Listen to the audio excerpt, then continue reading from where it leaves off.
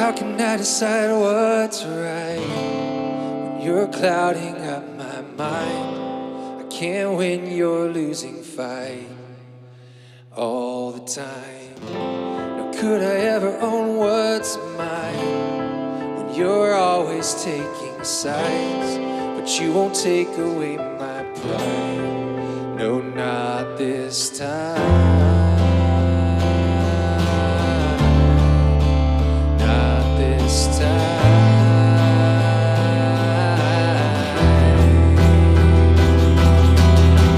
How did we get here?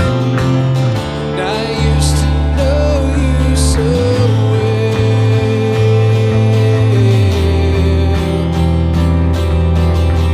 How did we get here?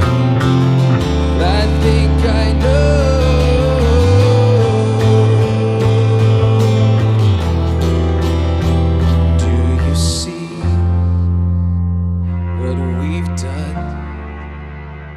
Gone and made such fools of ourselves. Do you see what we've done? We've gone and made such fools of ourselves.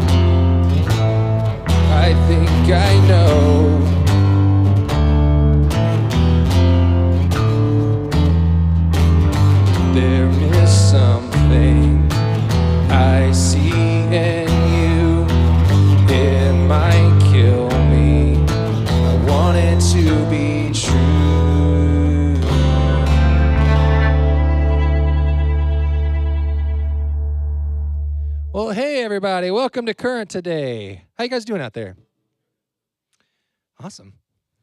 Good to hear. Good to hear. Well, hey, my name's Ben. If we haven't had a chance to meet before, I'm part of the team around here at Current. And if you're new with us today, so glad you're here. I'd love to send a special welcome to you for being new with us. We love having new people around here. We love having people around here because people are our mission. You're our mission. Our mission around here is to encourage, equip, and lead people like yourself to see what that means to follow Jesus wherever you're at on your faith journey. That's what we are all about, because we just believe that following Jesus will make your life better, and that following Jesus will make you better at navigating life. And if you're here today for the very first time, I hope it's just the first of many times. That's what we want for you. We want this place, we want this church to feel like your place, to feel like your church.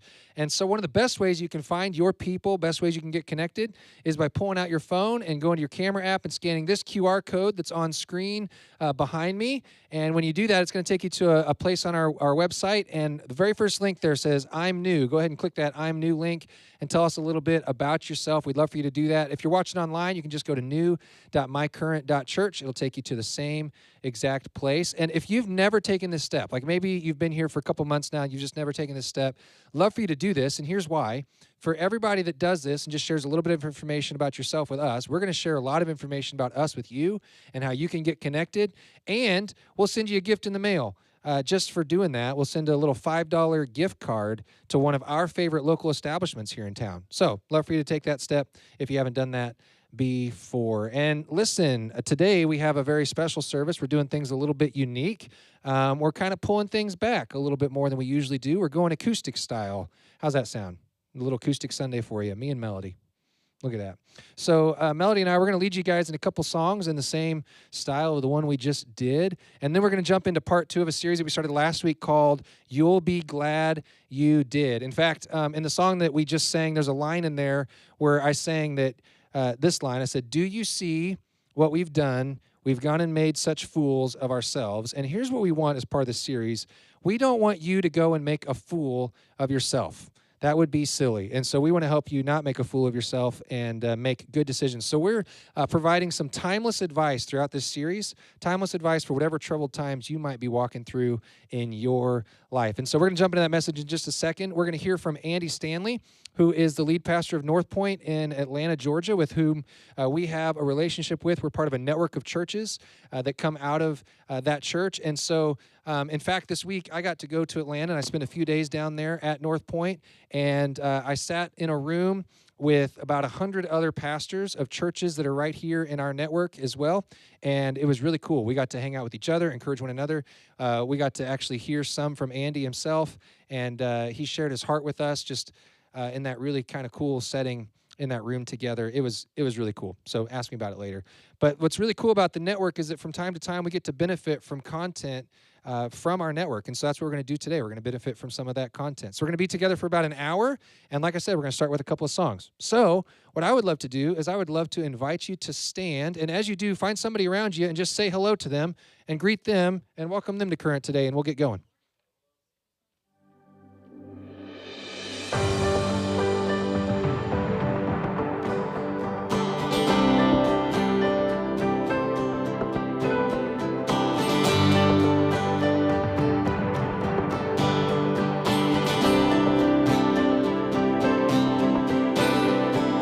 Just one word, you calm the storm that surrounds me.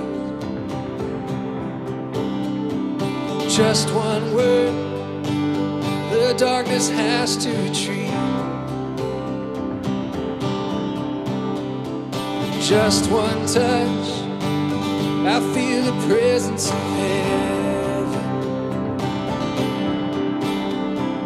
Just one touch, my eyes were open to see. My heart can't help but believe you. There's nothing that our God can't do. There's not a mountain that He can't move. Oh, praise the name, it makes a way. There's nothing that our God can't do. Come on, just one word. Just one word. You what's broken inside me, yeah.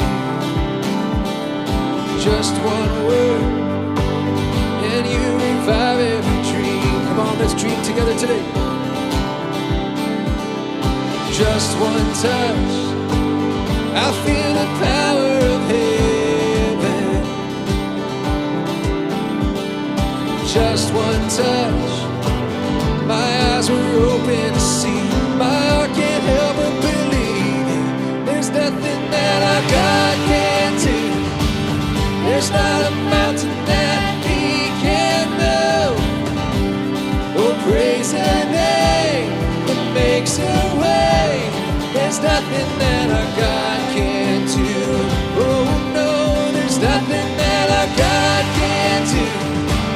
There's not a prison wall He can't break through. Oh, praise the name, it makes a way. There's nothing that our God can't do.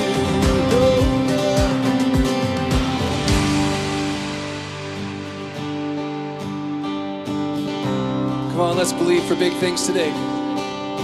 Oh, I will believe for greater things. There's no power like the power of Jesus. Let faith arise, let all agree. There's no power like the power of Jesus. I will believe for greater things. There's no power like the power of Jesus. Let faith arise, let all agree. There's no power like His power. There's nothing that our God can't do. There's not a mountain that He can't move. Oh, praise the name, it makes a way. There's nothing that our God can't do. Oh no, there's nothing that our God can't do. There's not a prison wall He can't break through. Oh, praise the name, it makes a way. There's nothing that our God can't do.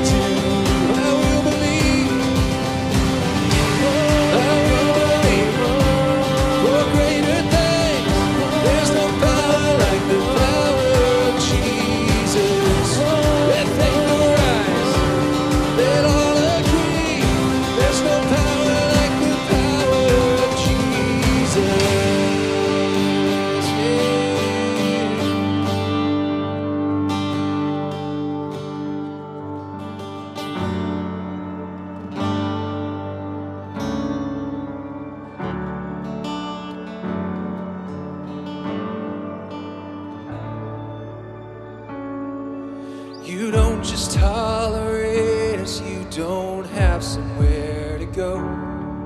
We're not your trophy children you abandon when we roam. Your mercy's not a favor, and your presence isn't rushed. Oh no, our God is love. The cross was not a vehicle for you to finally care. When we look upon your character, your grace was always there. Acceptance not withheld from us, no need to measure up. Oh no, our God is love. And his arms are open for all to gather. Hear the cross has spoken. There's nothing left to fear. Once and for all he showed how far his grace would go for us. Our God is love.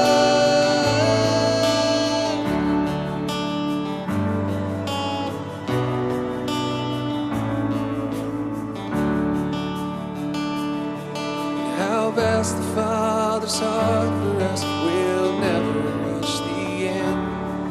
I thought for sure I found it, but he proved me wrong again. So much higher, so much wider, so much deeper than we know. Oh, our God is love, and his arms are open for all to gather. Hear the cross has spoken.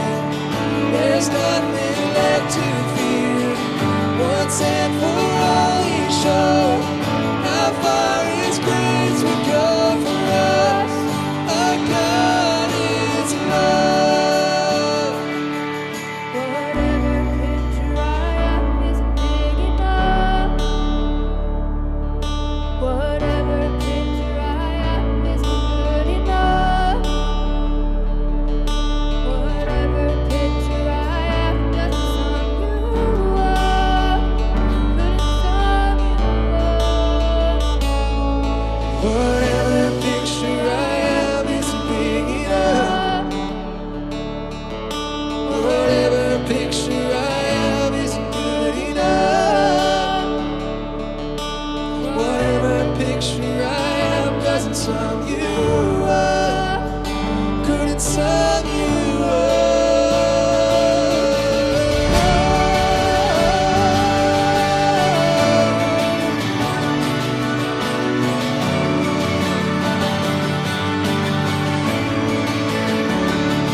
Overcoming every pain, it's overwhelming all the shame. It's overflowing, it's overflowing. Our God is love. It's overcoming every pain, it's overwhelming all the shame.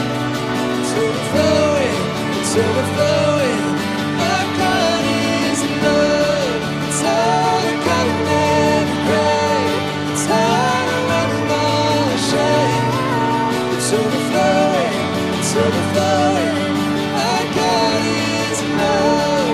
Overcoming every pain, it's overwhelming all the shame.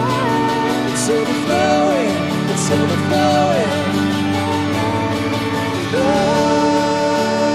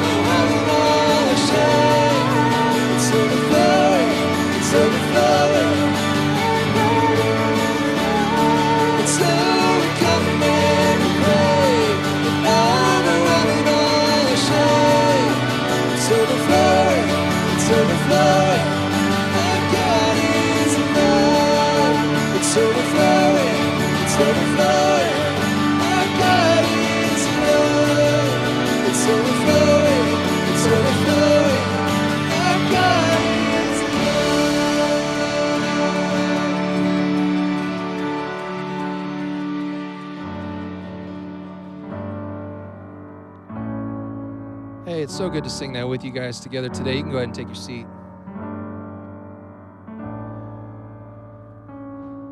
So I mentioned earlier that one of the things that we really want around here, one of the things we really want to be the case at Current is we want this to be one of the most inviting, one of the most friendly things, one of the most friendly places you've ever experienced in your entire life. That's really what we want around here. But we don't just want to be a friendly church. We do want to be a friendly church, but we don't just want that.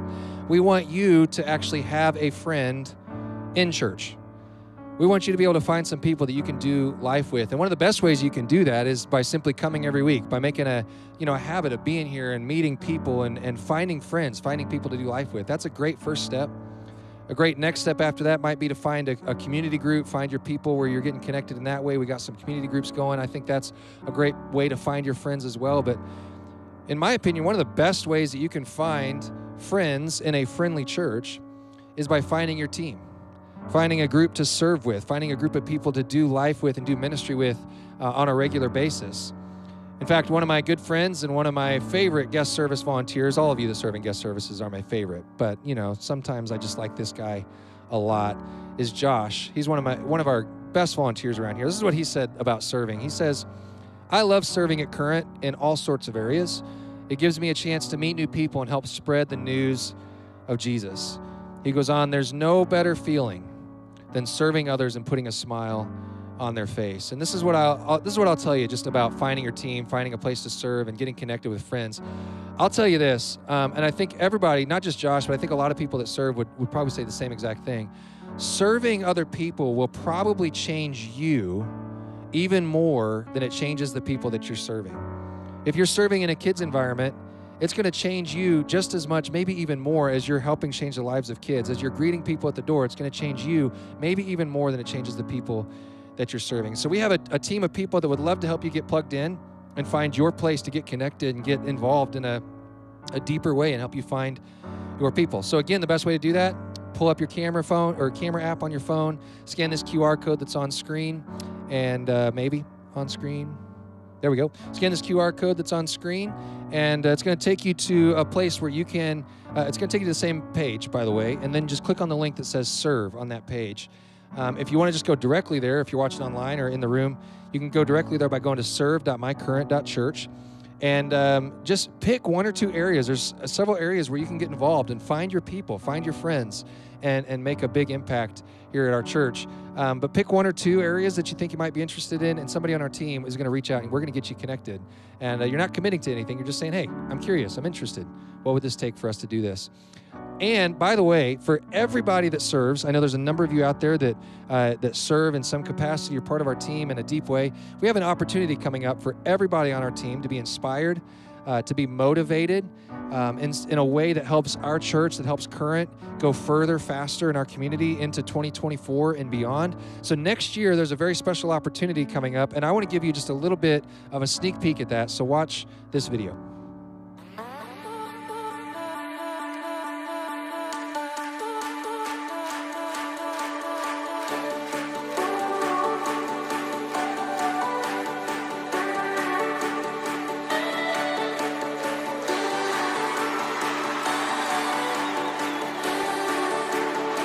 You know I had my doubts.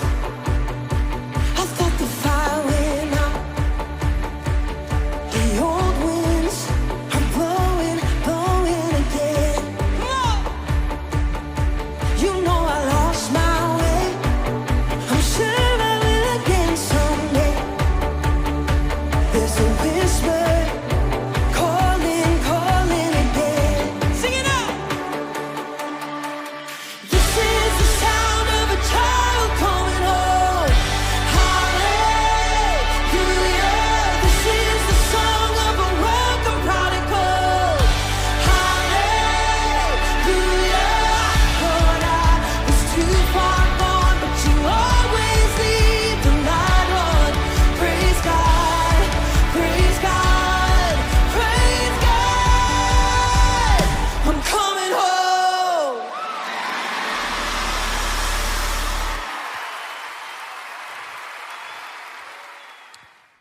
So there you go. That's the Drive Conference. It's coming up at the end of April, the beginning of May in 2024. Last year, we took a group of, I think, 16 people in a 15-passenger van. Do the math. We actually took 2 vehicles. But we took a group of people down to Atlanta. It was a really good time. I had a blast. I hope you guys that went had a blast as well.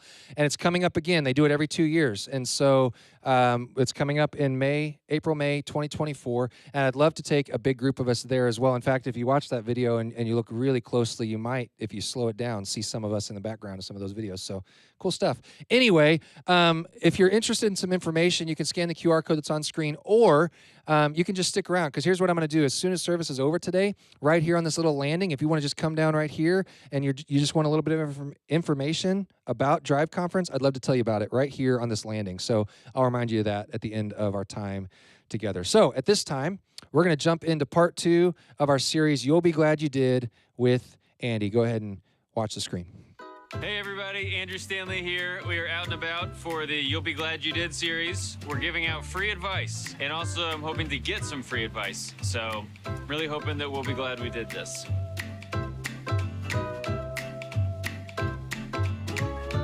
Hi. How's it going? Good. Andrew. Marcus. Marcus. Thank you for getting ready to give me some advice. I was hoping that you would give me advice. Okay. Always attend church when you can. Yeah, I've received that. Have you always followed that? These days, with technology, you don't physically have to be at a church location. Yes, you can you watch do. it online. I'm very unassertive, and I want to be more assertive. Yeah. So how can I do that? Even if you don't know everything, act like you know everything and you'll learn it on your way. I already knew that. Yeah. How can I be a better listener? You're good at that. Because That's I feel like awesome. listening is more like you have to talk enough in order to be able to listen. You have to know what Because questions. it's like I just like sometimes when I'm listening to somebody, I'm like, I have a thought, I want to go ahead and say it. And I think maybe that is the right thing to do. Sometimes it's I think okay. that it's really about thinking what you're gonna say before the other person even finishes talking. But everybody's like, you gotta listen. And I'm like, but I'm too busy thinking. I'm getting married in 1 month. Okay. What advice can you give me? Take your time deciding on if and when you want children. I love that advice. My fiance will hate that advice. Also, do a background check on him.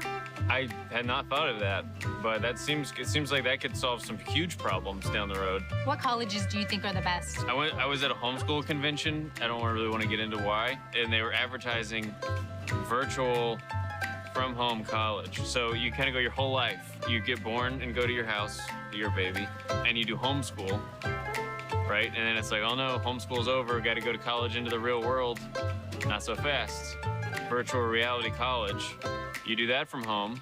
Then you get a job where you work from home, and then you die at home, and you just never have to leave home. You have a card. What's your name? We come to see you. Andrew Stanley. He's not Andy Stanley. That's You not. got some ID? I know what he looks like. No, I'm Andrew Stanley. Oh, Andrew. But that's the same I'm thing. always getting confused for that guy. What about money? It's important to have money. It's I agree. important to save. It's important to use. So budget. You have to budget. You budgeted and you'll be glad you did. Yeah, because there is going to be rainy days, unfortunately. Unfortunately. I know. Yeah. I know. Sometimes I look at my account and I'm like, oh, it's been a bunch of rainy days lately. I guess I gotta start doing some more gigs for my dad. You may have to budget a little bit more. So a couple of things about me that maybe you can relate to. I don't like to be told what to do. When things are my ideas, I don't mind doing them. But when I'm told that I need to do them, for some reason, I push back. I know that's immature, and you would think by now you would outgrow that, or I would outgrow that, but I haven't.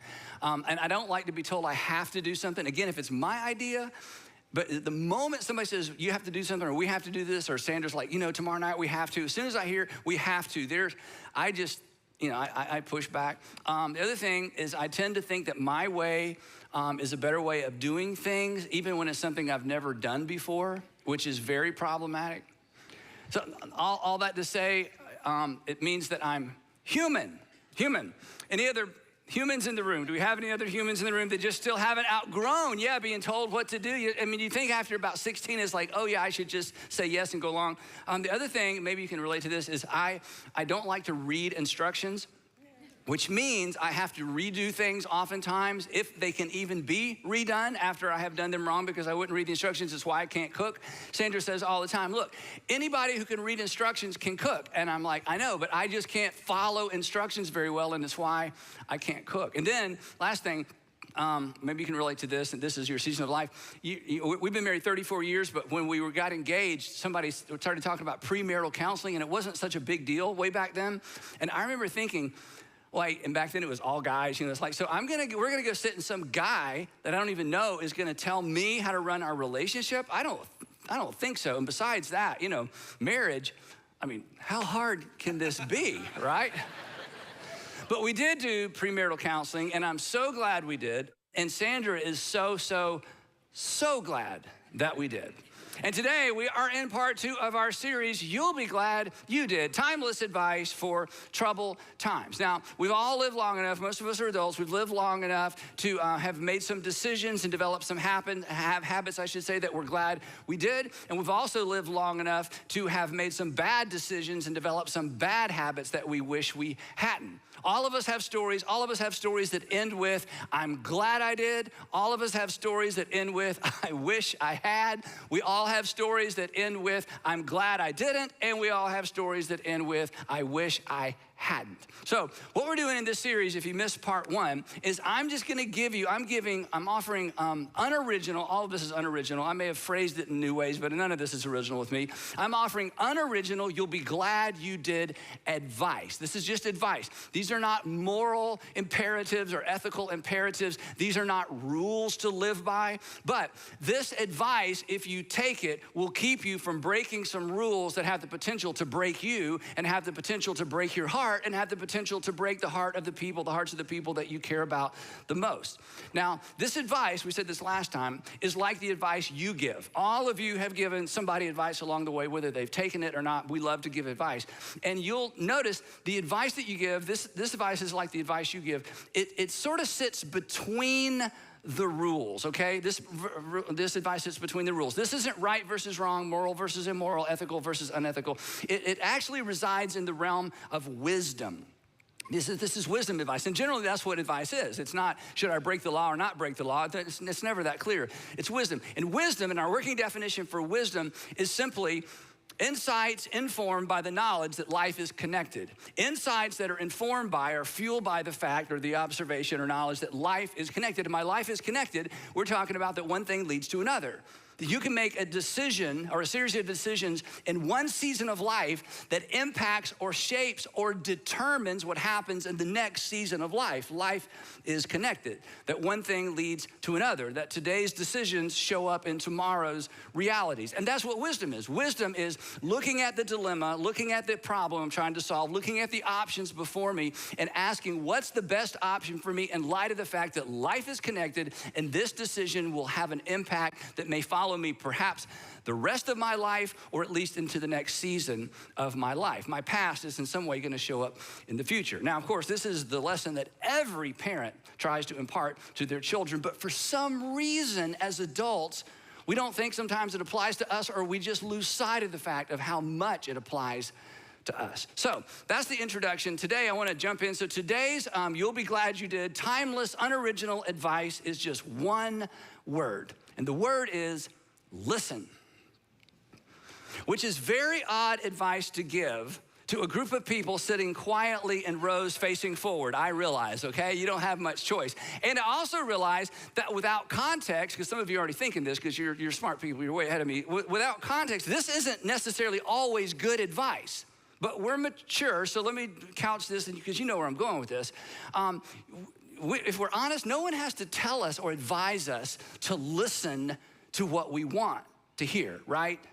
I mean, how many times do I have to tell you, order dessert? You know, that's never happened, right? Lease the car, buy the shoes, call him back, move in, blame her, blame him. Don't call, just text.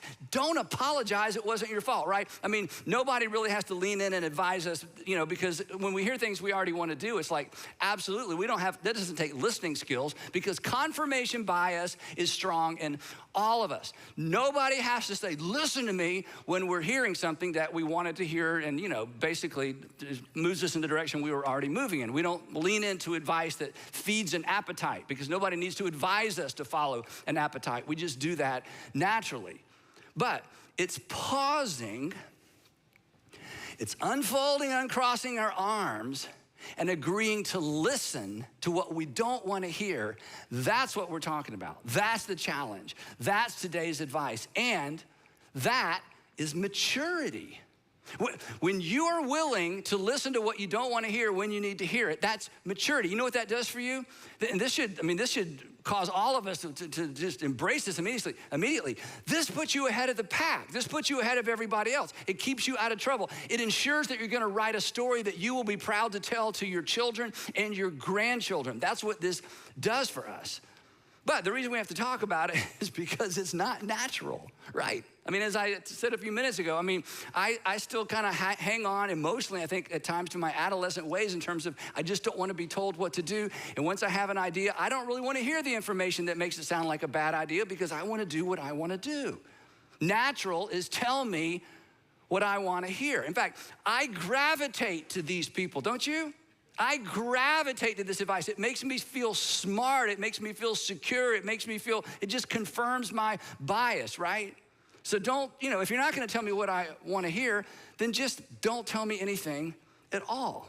Now, if you're not a religious person or a Christian person, that's fine because this, what we're talking about so far, this is just for humanity. This is just for all of us. And this next thing I'm going to say, this may be the big takeaway for you because, where we go after this, you may decide, nah, I'm not going to do any of that. But this next statement, and this is kind of clunky the way I wrote it, but this is so important and it connects to something we talked about last time. Refusing to listen to what we don't want to hear that we need to hear is a gateway decision. Refusing to listen to what we don't want to hear that we need to hear is a gateway decision. Here's what I mean by a gateway decision. The worst thing you've done in your life, the thing that created the greatest regret of your life was not listening. But refusing to listen was a gateway to the thing that perhaps you wish you could go back and unlive that season of life, that weekend, that marriage, that whatever it might be, that relationship, that financial decision. It wasn't refusing to listen wasn't the worst thing you ever did, but refusing to listen was the gateway to the decision you would give anything to go back and undo. But some of the worst things you've done, again, some of the worst things I've done, I would not have done if I had listened. And again, this goes back to what we talked about last time. Don't forget this, that our greatest regrets are always, and there may be an exception, but it's an exception. Our greatest regrets are always preceded by a series of unwise decisions. And refusing to listen to what we need to hear is an unwise decision that often sets us up for regret. That's why I say refusing to listen is a gateway decision. Now, I noticed nobody's writing any of this down, and that's fine. You don't need to. There may be some note takers. I'm a note taker. You don't need to write this down. You know why you don't need to write it down? You already know this. We all already know this. That's why it's so crazy. And the reason we know that what I'm saying is true is because we've been on the other side of this. Every single one of us has watched a friend, a family member, a neighbor, somebody at work, somebody that we care about begin to or move in an unhealthy direction or begin to make a bad decision, or we hear that they're about to make a bad decision, and we've thrown ourselves in front of them and said, whoa, look. And you have tried your best to kind of head them off at the pass and keep them from making that decision, and they refuse to listen. And the odd thing was, you predicted their future. You knew exactly what a disaster it was going to be. When things didn't work out relationally or financially or that career decision or they decided to move to that other city, when it didn't work out, you were not surprised. It was so clear to you that they were making a bad decision. Don't go there. Don't call him back. Don't call her back. Don't move there. Don't take that trip. Don't take that job. It's so obvious, but they just couldn't see it, right? From the outside looking in, again, in fact, some of you, it was this week or maybe the last couple of weeks, maybe with one of your kids or maybe one of your adult kids, which is always so tenuous. From the outside looking in, it's so clear. And that's the point of this message. That's why we're talking about listen. Because to the people outside of you and outside of me, some of the decisions we're making or about to make or the options we're considering, it is so clear to them. And oftentimes it's not just one person, there's a them. And they got together and they said, who's gonna tell him? And they're like, we're not gonna tell him. The last time we tried to tell him, he didn't speak to us for 2 weeks. In fact, I'm not sure he'll ever, I'm not sure he listens to anybody. I'm not sure she listens to anybody. But finally they sent somebody in, or somebody loves you enough. And they put your relationship with them on the line because they love you so much. And they tried to get in front of you and head you off at the pass again and tried to talk you out of something because it was so clear to them. But it's never as clear to us. Because when we are in decision-making mode, when we're looking at options, especially as it relates to relationships and money, relationships and money are not emotionally neutral topics. Did you know that? Yes, they are not emotionally neutral topics. And once our appetites get involved in the decision-making process, it is almost game over because we just hyper-focus. There's all kinds of things that happen psychologically when there's something that we want. And we can't see clearly in our own decision-making process. We can't see clearly in our own lives, but usually there's somebody who can. And the wise man, the wise woman, regardless of their age or stage of life, is the one that is willing to uncross their arms and say, okay, I don't want to hear this, but go ahead and tell it to me anyway. If you'll stop, if you'll pause, if you'll listen, you'll be glad you did. When you hear yourself, I guess one way of saying it is this: when you hear yourself saying, or you catch yourself thinking, or you find yourself humming, I don't need you to worry for me because I'm all right. I don't want you to tell me it's time to come home. I don't care what you say anymore. This is what? This is my life. Go ahead with your own life. Leave me alone, okay? When you find yourself thinking any of those thoughts or humming any of those tunes, that is the time to tap the brakes. It is not the time to hit the accelerator. Now, some of you are thinking, Andy, how did you know? Who told you? Who told you? Who told you? Nobody told me. This is just the world we live in. This is all of us at some season of life. And for somebody today in the rooms with me or in the room with me, or you're watching somewhere, I mean, this is exactly what's going on right now because your spouse has tried. Your fiance has tried. Your best friend has tried. Your roommate has tried. The guy at work, somebody who works for you, and it's so hard for them because you're the boss, you're the manager, you own the franchise, and yet they care so much about you, they have tried to say, hey, would you consider, and you've just shut them down. If there is somebody, come on, if there is somebody and you know in your heart of hearts, they have your best interest in mind, and there's something they're trying to communicate to you, just listen, because they may see something you can't see. And while you're listening, and while you've got your arms uncrossed, and while you're trying to be open, here's what you got to do in the meantime, or while that's going on. You got to pay attention to the tension. Because while they are saying things to you you don't want to hear, inside of you, inside of me, there's a tension. And you need to pay attention to that tension and ask yourself this question: what's really going on? Why am I resisting so hard? Why am I so angry? Why does this stir me up? This is a person that loves me. This is a person that cares about me. Here's somebody who's taken a relational risk to confront me or to tell me what I don't want to hear. What is going on inside of me? What's really going on inside of me? Because oftentimes it's an us thing. It's not a them thing. So listen.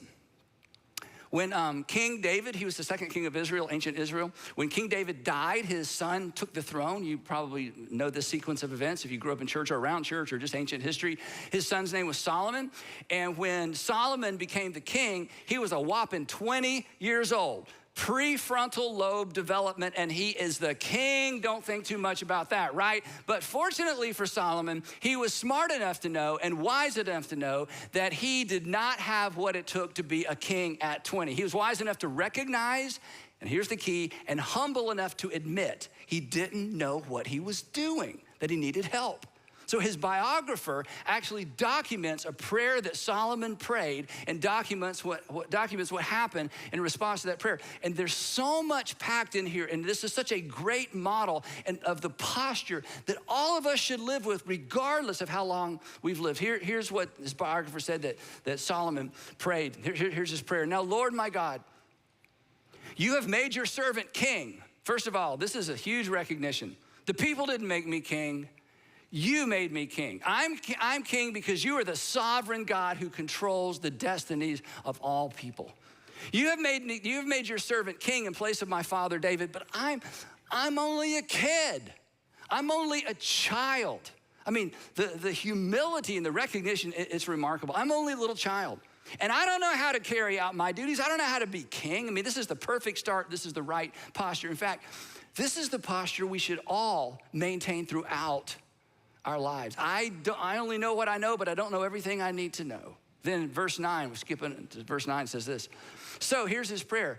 So Lord, give your servant a discerning heart. You know what discerning heart is? Discerning is, here's all the information, here's everything going on, and I've got to navigate all this so at the end of the day, I've made the right decision and end up where I need to be. Give me a discerning heart, that there's no real map. I've never lived in this season before. I've never navigated what I've navigated before. I've never raised a child before. I've never been married before. This is my first career. This is my second opportunity with this industry. This is a new city. This is a new school. Give me a discerning heart to govern your people and to distinguish between right and wrong. For who is able to govern this great people of yours? And the result, the text says that God gave Solomon wisdom and very great insight and a breadth of understanding as measureless as the sand on the seashore. Now, just want to make one comment about this. This is so important. We all know that water follows the path of least resistance. Wisdom does as well. Water follows the path of least resistance. Wisdom does as well.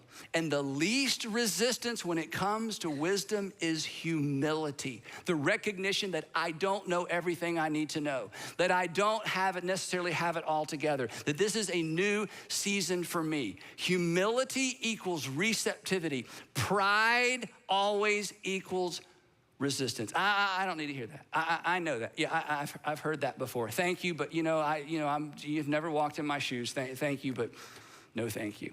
And the outcome of Solomon's decision, his prayer, and God's answering his prayer is that his fame spread to all the surrounding nations. If you read his story, I mean, men and women, kings and queens traveled to sit at Solomon's feet and to sit and listen to his wisdom and ask him questions. Now, I grew up on this story, and one of the things that years and years and years ago that I thought was so fascinating, it's what got me interested in this topic, so fascinating and honestly a little bit surprising, is that the man, Solomon, the man who needed advice least of all. I mean, here's the guy, he doesn't need anybody's advice because he's the wisest man on the planet, according to his biographer and the people that were around him. He's the wisest man in the kingdom. He doesn't need anybody telling him what to do. He doesn't need anybody's advice.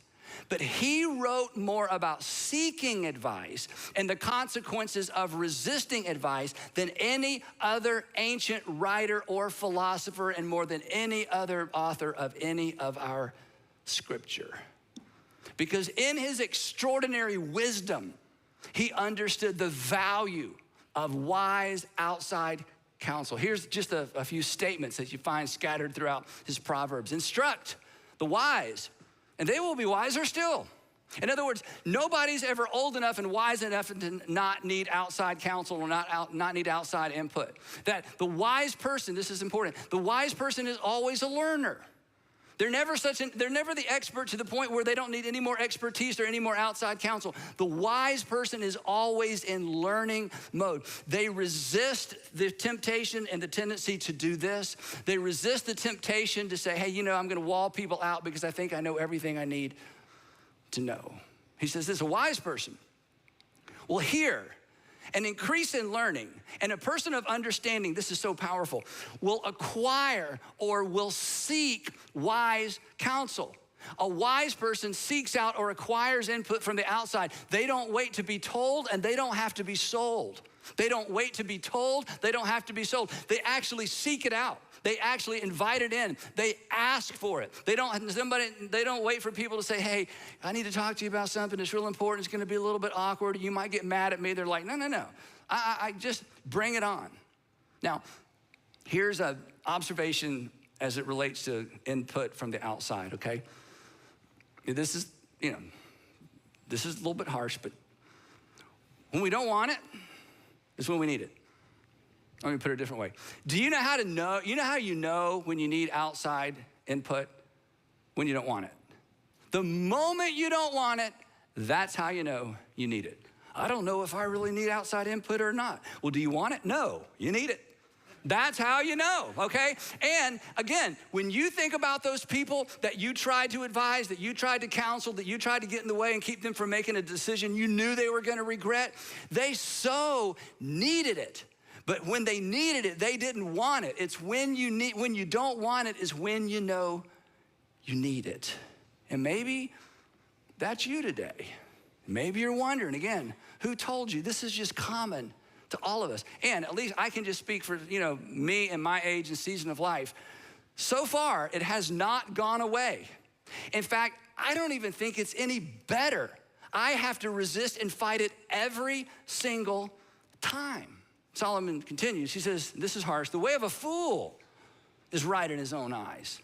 Now, there's a person that says, look, I got it all figured out. I don't need any counsel or advice. I don't need to read that. Don't give me another article. No, we can't sit down and talk about it. No, I'm not going to do that. No, I'm not going to meet with them. No. He says, okay, Solomon says, that person's a fool. And what is a fool? Well, in the book of Proverbs, in the writing of Proverbs, in the teaching of Jesus, a fool is someone who attempts to live life as if life is not connected, that today doesn't impact tomorrow, that there is no creator, that everything is 1,100% random. So it doesn't matter what I do today because I can figure out how to fix it tomorrow. Solomon says, that's a fool. Only a fool lives as if life isn't connected, that this season isn't gonna impact and shape and maybe determine the next. Did I mention? Well, let me read the rest of it. The way of a fool is right in his own eyes, but a person who listens to advice is wise. Again, I think this is worth going back to. I think I mentioned when we don't want it, it's when we need it. When we don't want it, it's when we need it. So let me just ask one more time before we move on. Are you in a place right now, in an arena of life, an area of life, financially, relationally, with your kids, one of your kids, with your husband, your wife, your fiance, you're thinking about getting married, you're thinking about moving, and you don't want it. You don't want to hear it. You need it.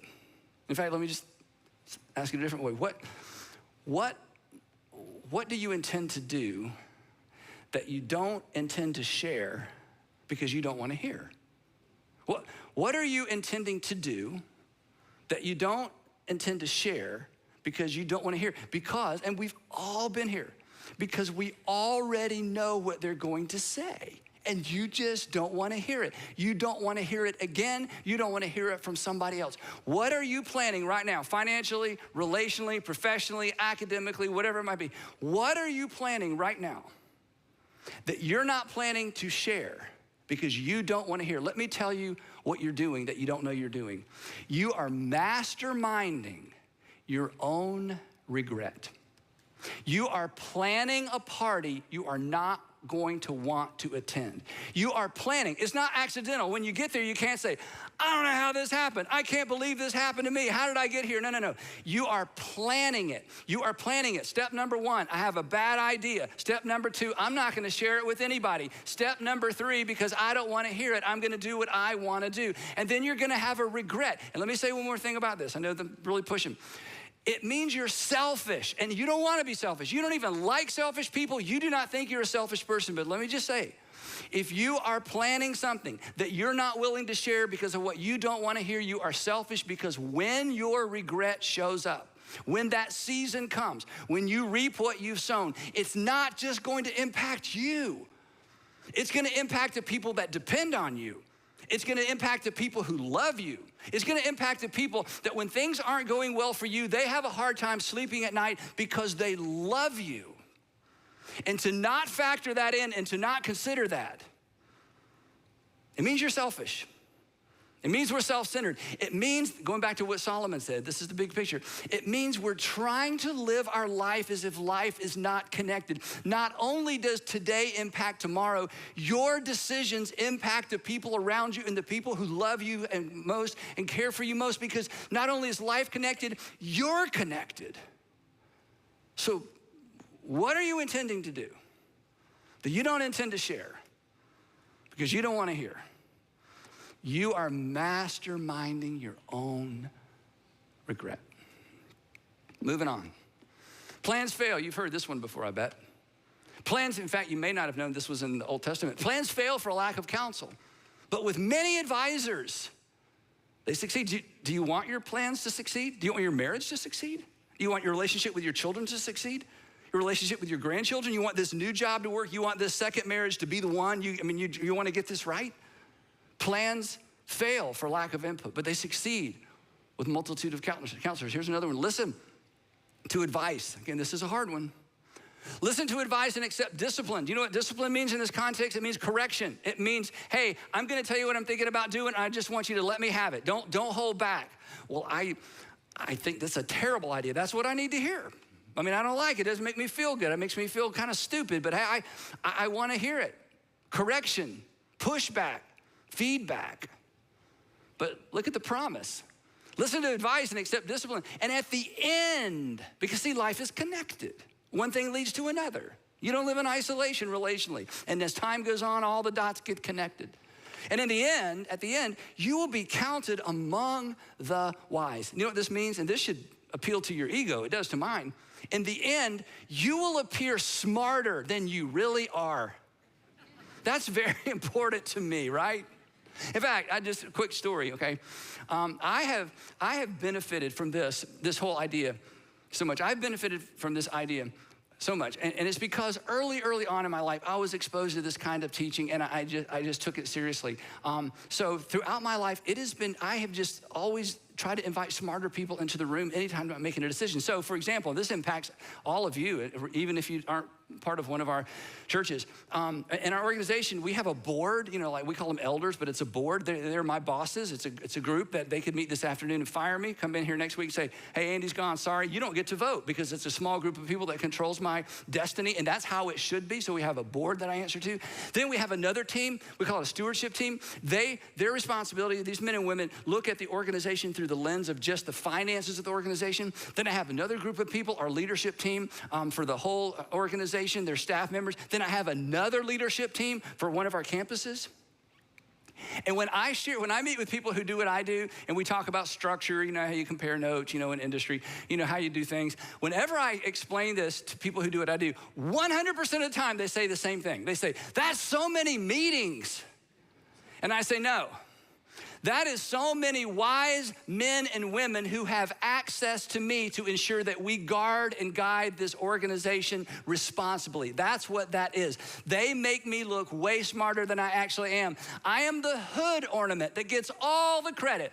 Catch a few bugs as well, but I am the hood ornament that gets so much credit for decisions that I made with a group of people who are way smarter than me. And over through the years, they have talked me out of some really dumb decisions. Because of what Solomon says, he says, you shouldn't be surprised by this.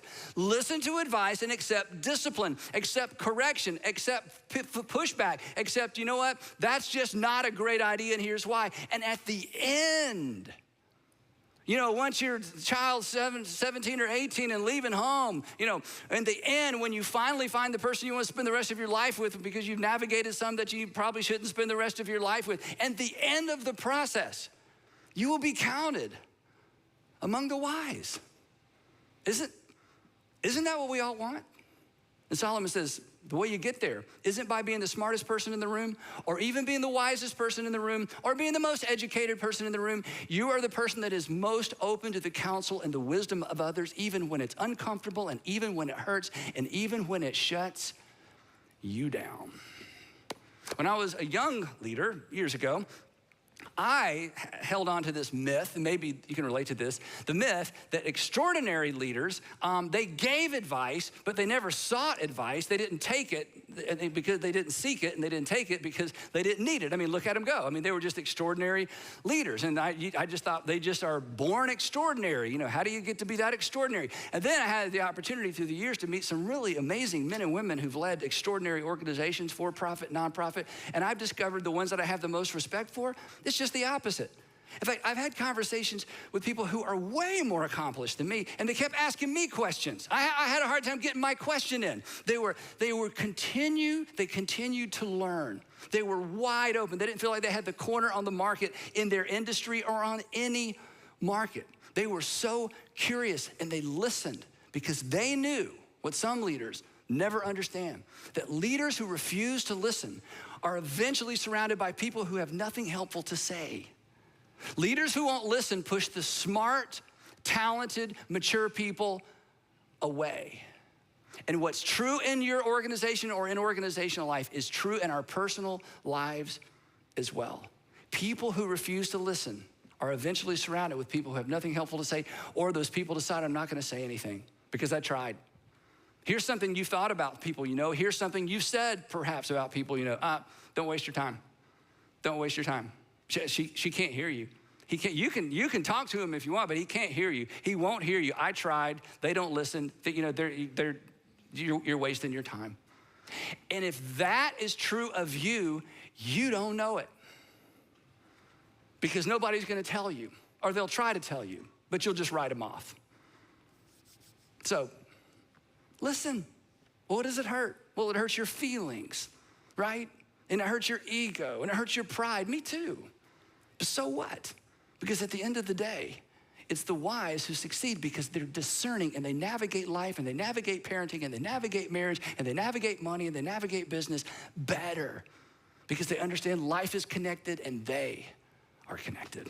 So to wrap up, I want to give you 4 quick statements regarding what to listen to, how to listen, and who to listen to. 4 statements. There's so much more to say on this. Obviously, there's volumes of things have been written on this topic. So I'm not trying to be exhaustive, obviously, but here are 4 things, and maybe I love these 4 things because they helped me. So number one, avoid the genetic fallacy, which sounds strange. Here's what the genetic fallacy is. Some of you know. The genetic fallacy is discounting information based on the source of the information rather than the merit of the information. It's discounting information or advice based on the source rather than the merit.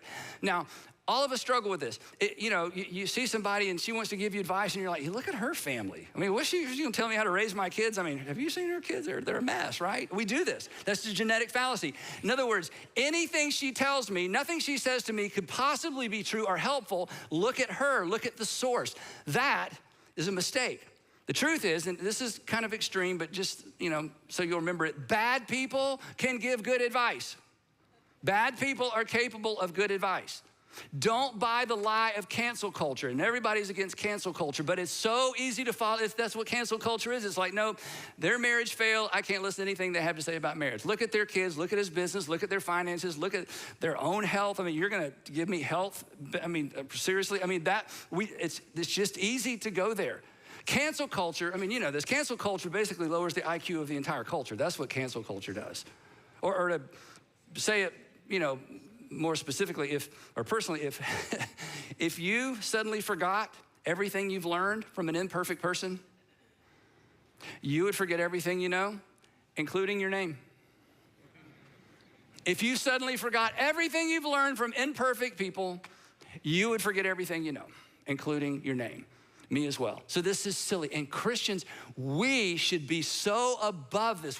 Because we're the people that embrace the grace and forgiveness and the mercy of God. We believe that Jesus came into an imperfect world where everybody got most everything wrong and loved us anyway. So because of the foundation of grace and mercy in our own lives, we should be the people that are able to look past people's failures, people's faults, and tease out and be able to take away the merit of what they have to say, regardless of what they've done or how they failed. But that's very, very difficult to do. Number 2, let's move on. Don't assume expertise in one area makes you an expert in every area. This is kind of a guy thing. I'll just be honest, okay? Okay, but because success is intoxicating. Success is intoxicating. You think you're better than you really are. And when you're extraordinary or pretty good or recognized in one area, you think you're just pretty good in every area. That is absolutely not the case. And sometimes people who are super successful professionally, they struggle relationally because there's 2 different sets of tools, right? The more successful we are somewhere, the smarter we think we are everywhere. I was a kid once. I know how to raise one. Yeah, you had a surgery once too. Yeah, you can do surgery? Well, that's different. Well, that's the same logic. Since I had one, I can do one. No, that's crazy, right? Number 3, moving on. Don't confuse experience with insight. Don't confuse experience with insight. I mean, you've said it, you've heard it. Well, I wasn't born yesterday. Well, we knew that. So? This is not my first rodeo. Well, that just means you're good at rodeos. I've been around the block a time or two. That just means you're dizzy. I don't know what that means. That just, you know what this really means? It just means you're old. Not necessarily wise. This is very important, okay? Experience doesn't make you wiser. Evaluated experience makes you wiser. The person that doesn't do an autopsy on their failure and grow from it, they're not gonna get any better. They're just creating a rut. Doing the same thing over and over and over, that just creates a rut. That doesn't create wisdom. Evaluated experience makes us wiser. Don't confuse experience with insight. Don't confuse experience with insight. Just because you've had a lot of experience, don't just say, well, then I don't need to hear from anybody else. That's just absolutely not true. Number 4. Listen for, I know. We talked about this last time, but we got to come back to it. When you hear yourself saying, I know, what you're really saying, you need to understand the person on the other side of you, here's what they're hearing. Shut up. Go away. I know. That's how you feel when somebody says, I know. When you hear, listen, when you catch yourself thinking, hearing, I know, you need to uncross those arms. That may be the moment that you need to hear what you don't want to hear the most. Knowing, as we said last week, knowing doesn't equal doing. One doesn't necessarily lead to the other. And knowing without doing is worse than not knowing, because according to the book of Proverbs, according to Solomon, knowing and not doing makes you a fool.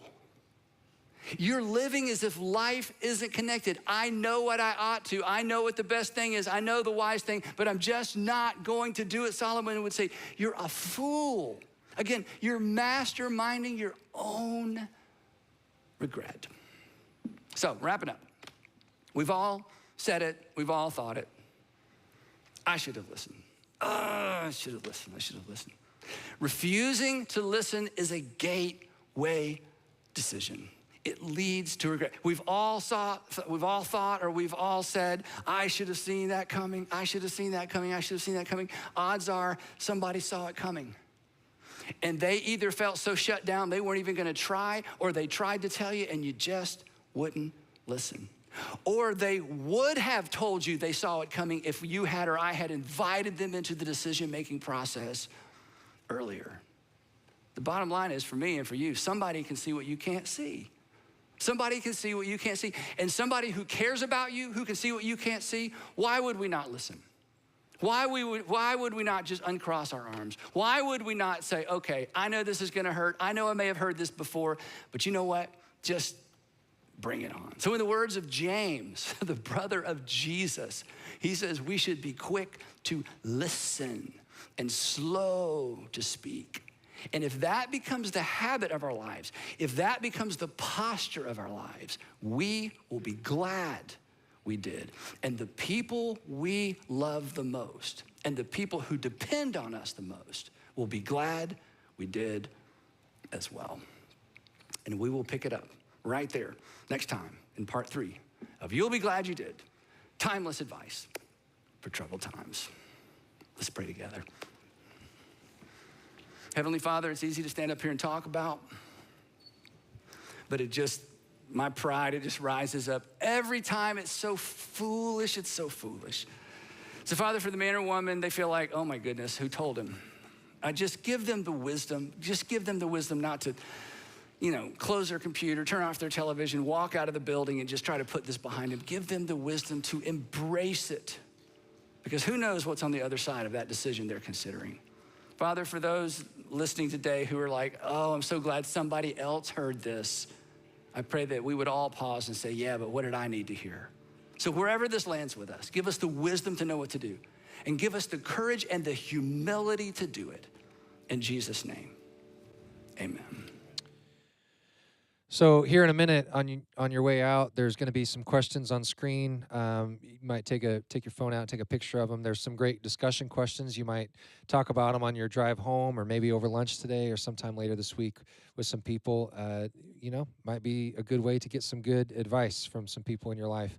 Hey, next Sunday is a very big Sunday for us. I want to really encourage you to come be a part of it. Next Sunday is one of my kids' for many years now, one of their favorite Sundays of the year at the church that we were at before here and here at Current the last couple of years. It's called Mega Awesome Costume Party Sunday. And so your kids get to come to Upstreet in Wambaland next week dressed in costume, in their not-so-scary costumes, we like to call it. So bring your kids next week. I would even encourage you to help your kids like invite their friends. This is a really big Sunday for us. We're really excited about it. So I want to make sure you guys know like how important it really is for us. If you're new with us today, I'd love a chance to meet you. We have a gift for you on your way out today.